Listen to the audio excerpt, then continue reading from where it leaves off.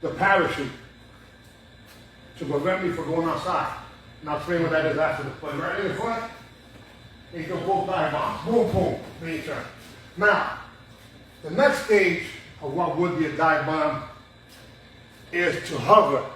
Hover means, just like a hovercraft, not slide, because if you slide and the floor is slippery or the floor doesn't, it catches you, then you're at the mercy of the terrain. But the hover means basically, as a matter of fact, you know what? For what it was worth, go right there. So you guys can see, face me. No, just to see what happens with the dive bomb. Watch. I'm here with a dive bomb and I go off the line. That's what we just did. In other words, from here, at a distance, I go 1, 2. I throw 2 punches. Not jumping high, but going across. Now, when done properly, it's as if a speed, or I should say a race car, is grabbing you by your hips. So watch. You're here, and you go off the line. Now, we're going to do another version of that in the next ring. From here, if I hover, it gives me what would be more momentum to go towards you. The hover is this, which in reality, it gets you closer, but you can actually hit the person possibly. But I'm not doing that for the purpose of hitting the person. I'm doing it for the purpose of getting my body into the momentum to go forward. So we practice that here too. And this is the way it goes. We're going to start with the left side. You're going to go hover, dive bomb. And we don't have no space to do another one. Hover, dive bomb.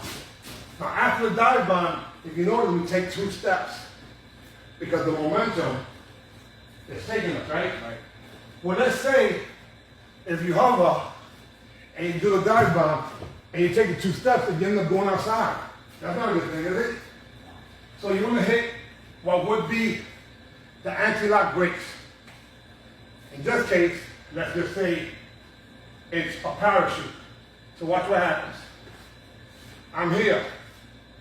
Let's say for some reason, we're going to teach you guys the first counter to what would be a person attacking you. And in this case, let's test it. I'm here in the corner. Back up slightly on the angle. You're going to hover and dive bomb. Fast, go. He went outside. Warning. Why? Common mistake, people will try to block or outrun this technique. The minute you do the hover, I'm thinking kick. Now the punch is coming automatically. Now remember, just like when we did the defense numbers, the punch goes here, I can move it to the side, hit it to the rib. That happens pretty often. That's actually the reason why the front hand is there. Not here, but it's there to block the person before you hit them. Or, in this case, go fast, fast, fast. Outside, warning. What did I do? Playing basketball, I pivoted. My front foot stays stationary, my rear one goes looking towards 3 o'clock. Now, again, remember the hover, the flow, pop. I can actually hit him with a deep hand. And I've done that pretty often. But the idea is still, how can he stop himself from going outside? Let me show you this one. So in the case where I hover, dive bomb, I open my legs afterwards. Brace. That's the anti-lock brace. So often, go to do the pivot to get out the way when I do the dive bomb. Now when I hover, you went the wrong way and I got you. The pivot would have been this way. Yeah, the pivot would be here. Just pivot. No? Yes. Again, pivot. But don't startle there. Just turn your body. No? So like in basketball, just protect.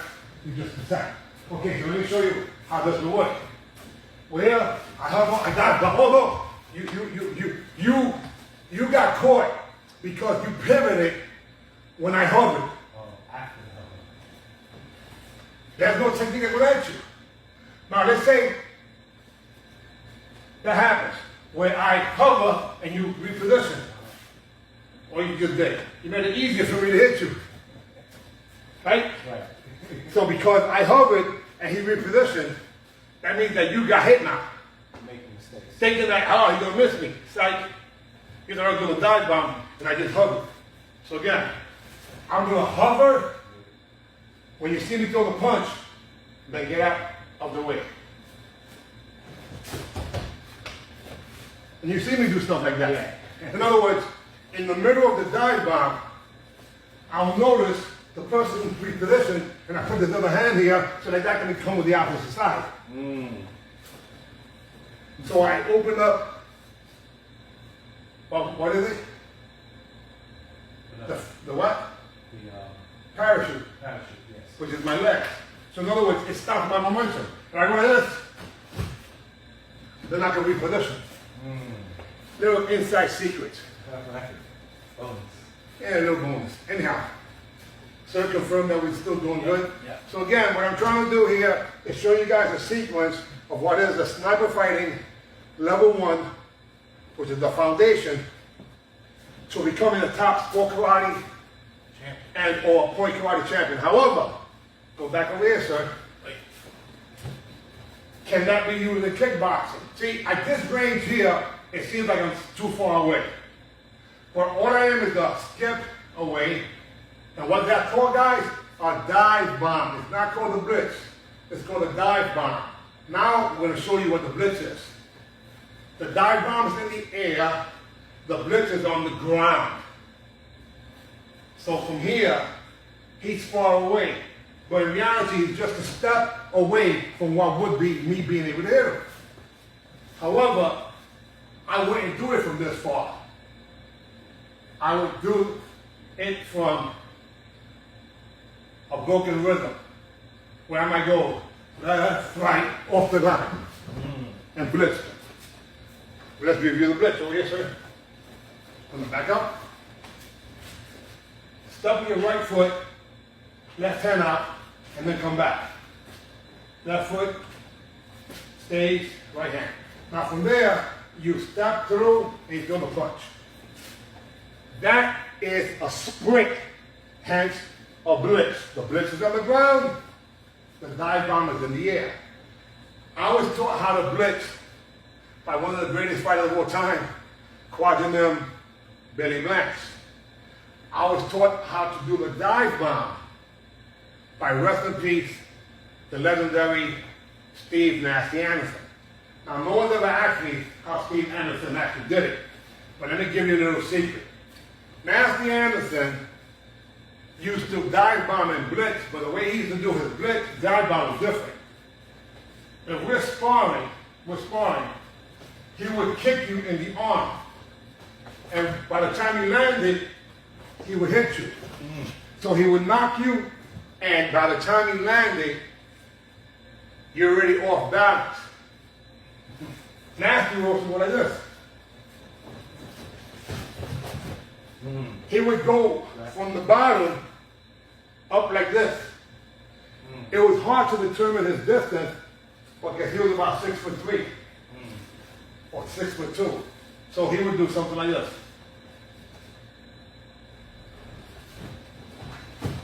And the minute he touched this here, that was already backwards, and he would do the reverse punch.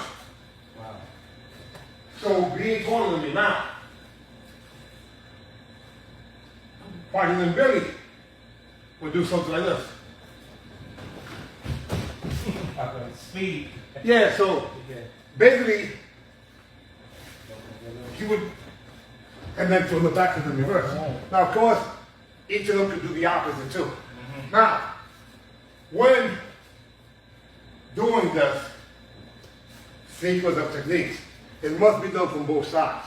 So just to show you as part of the curriculum, this is the way you do the drill. Here we go.